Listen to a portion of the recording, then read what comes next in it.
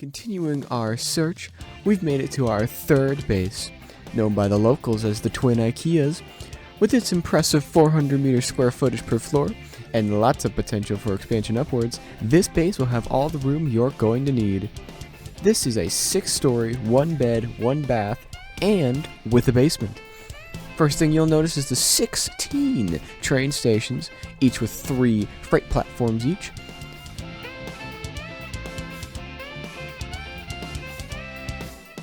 Taking a look inside, you'll see the storage systems, moving all the items to the base in and out. Taking a look upstairs, on the left side, we have everything you're going to need assembler manifold-wise, each making a unique part, and each with room back to grow and expand with ease.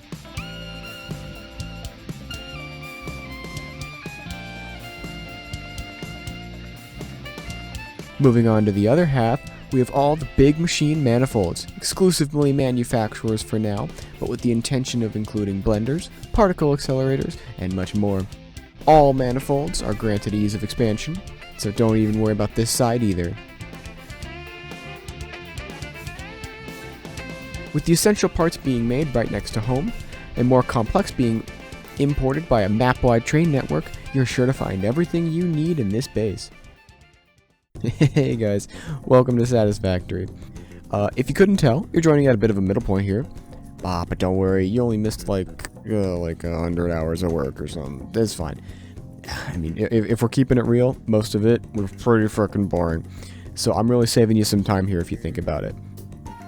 But, just to catch you up, our next big goal right now is nuclear power. Our current power, just regular old fuel, is working for now, but once the big machines start getting into play, like particle accelerators, we're going to need much more. I wanted to go big this time, the first time, so I'm blitzing for the tier 3 miners to get the most uranium I can so I don't need to go back and upgrade them later, which right now is blocked by the fused modular frames. So, with blenders being required for the first time, that means it's blueprint time. Now, blender manifolds are a lot harder than assemblers, that's for sure. With 4 inputs, 2 of which are liquid, and the inputs not being symmetrical when flipped, means that traditional splitter methods won't work without clipping through each other. I spent way too long trying to avoid these problems.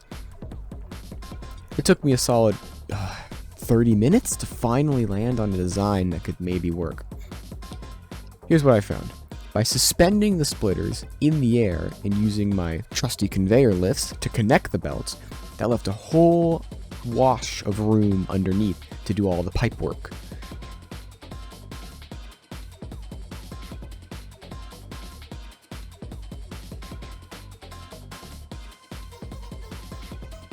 Making use of my modded pipe splitters,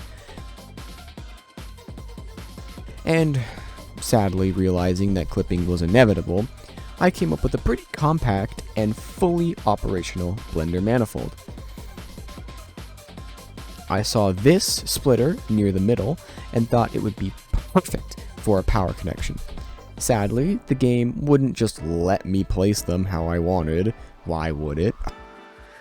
No worries, for weird placement options, we always have our ace in the hole, the painted beam. With a bit of configuring, we managed to stick it out the top and place our electrical connection on that for a smooth looking power line.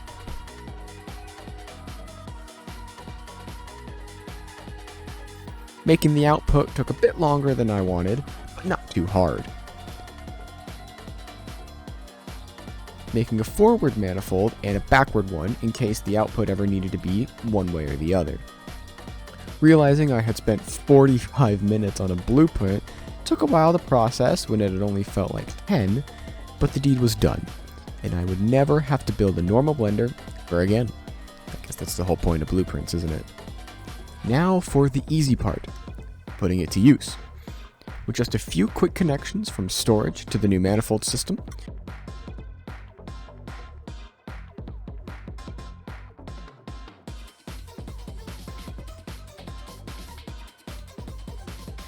we got fused modular frames in full production. Excited to get nuclear power in the works, I hurried down to finally unlock the Tier 3 miners.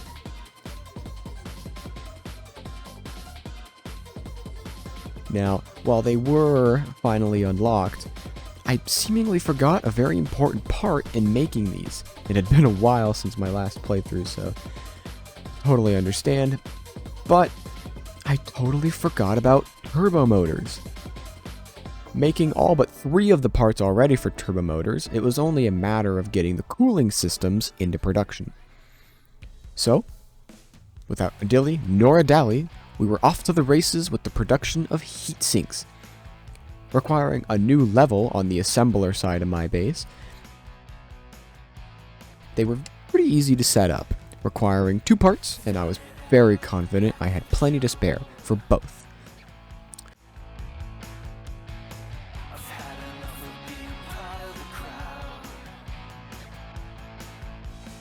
With that and the rubber already done, I had to finally implement liquids and pipes into my megabase.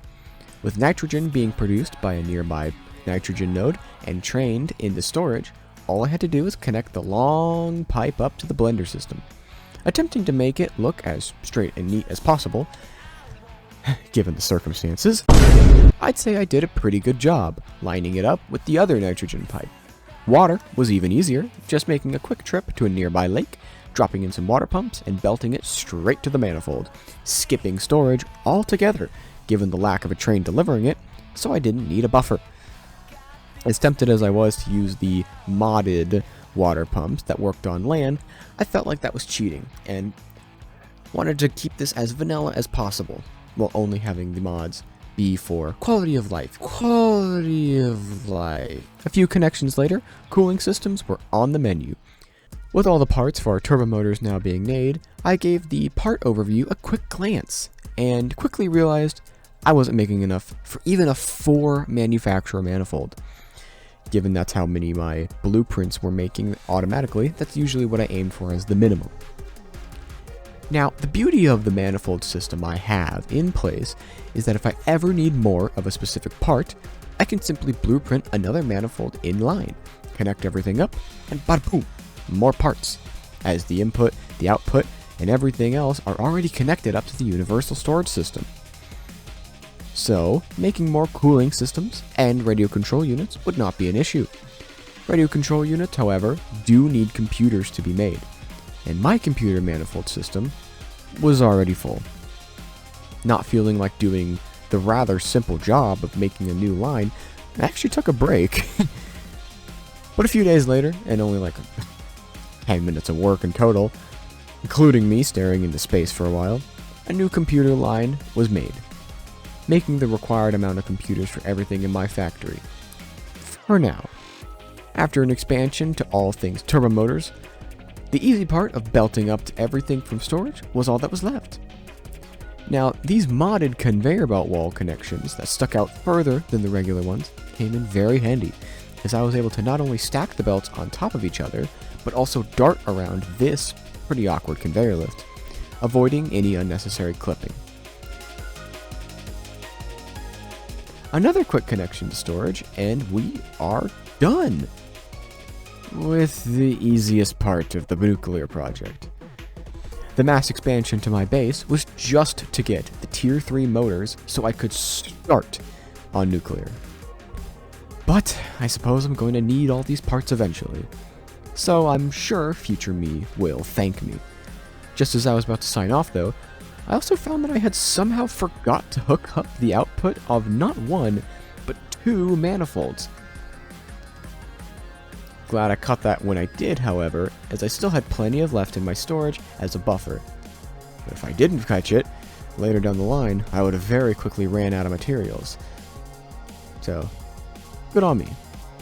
But with that small blunder out of the way, we were now officially ready to tackle the biggest nuclear project plant I've ever made.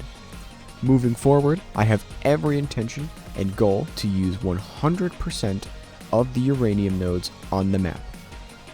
With Tier 3 motors and triple overclocked, I intend to get all of them over to my nuclear power and use every single one of them for not only nuclear, but also plutonium and, when I eventually unlock it, fixonium.